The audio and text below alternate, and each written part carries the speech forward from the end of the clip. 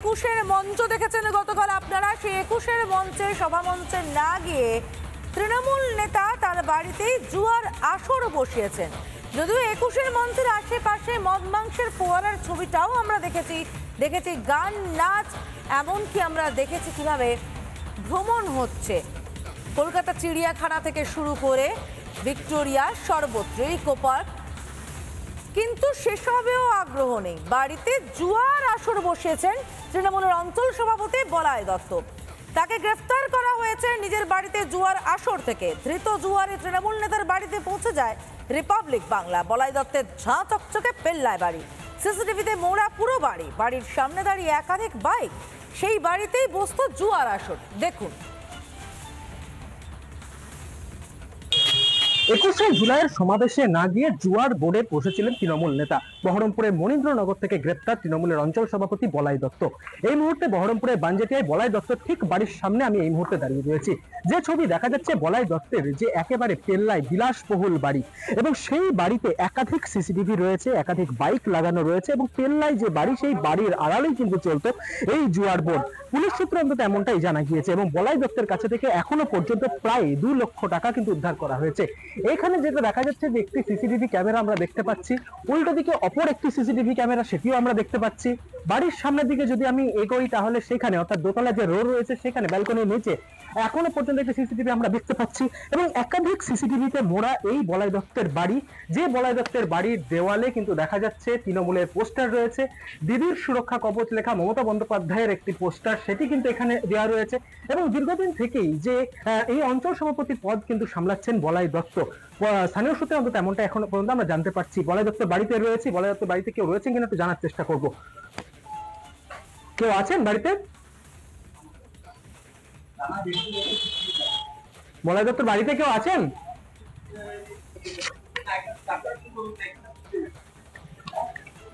কেউ আছেন বাড়িতে?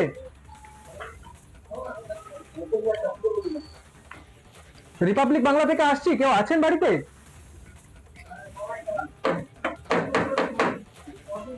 কেউ আছেন? বলাই দত্তের বাড়িতে কেউ আছেন? রিপাবলিক বাংলা থেকে আসছিলাম, কথা বলবো একটু।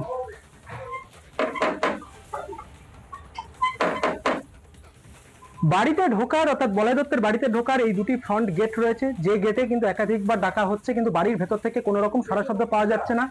দুটি বেল রয়েছে, যে বেল দুটিকে প্রেস করা হচ্ছে, কিন্তু এখনো পর্যন্ত বাড়ির ভেতর থেকে কোনো রকম সাড়া শব্দ পাওয়া যাচ্ছে না। তবে বাড়ির ভেতরে যে লোক রয়েছে সেটি কিন্তু একেবারেই বলা যায়, তার কারণ বাড়ির সামনের দিকের অর্থাৎ বাইরের দিকের যে ছিটকিনি সেটি কিন্তু খোলা রয়েছে। বাড়ির পেছন দিক দিয়ে যাওয়ার কোনো রকম রাস্তা কিন্তু এখনো পর্যন্ত দেখতে পাওয়া যাচ্ছে না। একেবারেই ঝোপ জঙ্গলে ভরা রাস্তা এখানে কিন্তু দেখা যাচ্ছে, এবং পাশ দিয়ে যদি কোনোভাবে যাওয়া যায় সেটিও কিন্তু যাওয়া সম্ভব নয়। তবু আমি একটু যাওয়ার চেষ্টা করব, যদি ভেতর দিক থেকে অর্থাৎ বাইরের দিক থেকে যাওয়া যায় কোনোভাবে।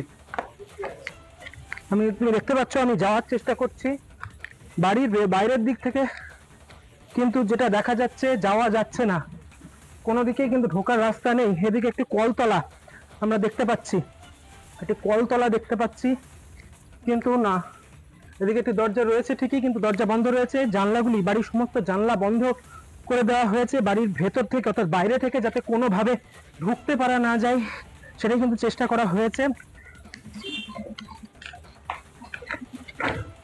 ভেতর দিক থেকে যাওয়া যাচ্ছে না, বেল প্রেস করা হচ্ছে। বলাই দত্ত বাড়িতে কেউ আছেন এই মুহূর্তে? এবং সেই জায়গা থেকে দাঁড়িয়ে এই যে 2 লক্ষ টাকা, সেটিকে কোথায় থেকে তিনি পেলেন, সোর্স অফ মানি কি রয়েছে সেটিকে খুঁজে বের করার চেষ্টা করছেন তদন্তকারী আধিকারিকেরা। কিছুক্ষণের মধ্যেই বলাই দত্তকে বহরমপুর কোর্টে ফরওয়ার্ড করা হবে, এবং তারপরে নিজেদের হেফাজতে নিয়ে এই সোর্স অফ মানিটাই কিন্তু খুঁজে বের করার চেষ্টা করবেন তদন্তকারী আধিকারিকেরা বলে পুলিশ সূত্রে এখনো পর্যন্ত আমরা জানতে পারছি। মুর্শিদাবাদ থেকে ইন্দ্রাশিস বাগচি, রিপাবলিক বাংলা। এবং এই ঘটনা প্রকাশ্যে আসতে তৃণমূলের দুর্নীতি নিয়ে সরব হয়েছেন স্থানীয় বিজেপি নেতা শেখারুফ সরকার। দুর্নীতিগ্রস্তদের প্রশ্রয় দেওয়ার টাকায় যে আজকে 21শে জুলাই ধর্মশালায় মমতাজির ভাষণ, তা আবার প্রমাণ করছে বহরমপুর মনীন্দ্রনগর অঞ্চল পুলিশ প্রশাসনকে ধন্যবাদ জানায়, তাদের তৎপরতায় আজকে অঞ্চল সভাপতি সহ 11 জন গ্রেপ্তার, এবং 3.5 লক্ষ থেকে 4 লক্ষ টাকা সেখান থেকে তোলা হয়েছে। এই এলাকা টোটালি সমাজ বিরোধীদের কবজায় চলে যাচ্ছে দিনের পর দিন। পাঞ্জেটিয়ার বাগান বিক্রি থেকে আরম্ভ করে এখন বালি খাদান, জোয়ার রাজত্ব চলছে শুধুমাত্র তৃণমূল নেতাদের আশ্রয় এবং তৃণমূল নেতাদের প্রশ্রয়ে। এর যদি সঠিক পদক্ষেপ না নেয়, জনগণ কিন্তু ছেড়ে কথা বলবে না। আমরা কথা বলেছিলাম বিজেপি নেতা দিলীপ ঘোষের সঙ্গে, কথা বলেছিলাম বিজেপি বিধায়ক শঙ্কর ঘোষের সঙ্গে। তারা কি প্রতিক্রিয়া দিয়েছেন শুনে নেব। টিএমসিতে আজকাল সেই দুষ্কৃতকারী সুবিধাবাগী লোকেরা ঢুকে পড়েছে। আমি বলছি বারবার, পার্টিটাকে দখল করে নিয়েছি, পার্টিটাকে বিসর্জন দিতে হবে।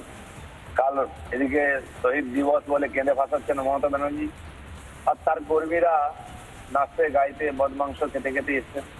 বাকিরা তো আসেনি, সেই সুযোগে ভালো জোয়া ঠাট্টা আসরও বসিয়েছেন। আর বাংলার মানুষকে ভাবতে হবে যে এই পার্টিটা কতদিন চলা উচিত, কতদিন বিসর্জন দেওয়া উচিত।